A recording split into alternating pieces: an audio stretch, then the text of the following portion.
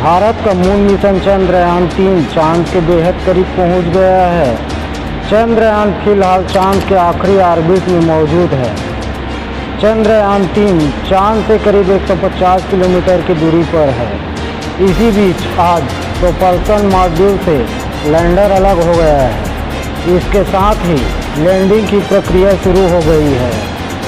इसरो ने कुछ देर पहले इसका औपचारिक ऐलान कर दिया है, यानी कि अब चांद पर भारत के चंद्रयान-3 की लैंडिंग बस ही कुछ दिन दूर है।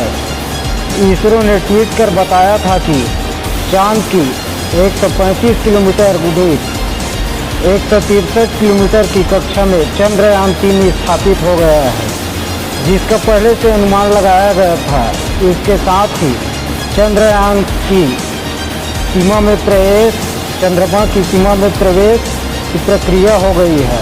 चंद्रयान-3 14 जुलाई को लॉन्चिंग के बाद 5 अगस्त को चंद्रमा की कक्षा में प्रवेश किया और चांद के नज़दीक पहुंचता गया।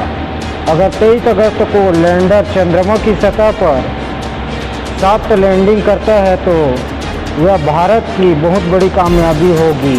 कमेंट में जय हिंद, जय इसरो लिखना न भूलें एवं चैनल को लाइक, शेयर एवं सब्सक्राइब करना न भूलें। जय हिंद, जय भारत।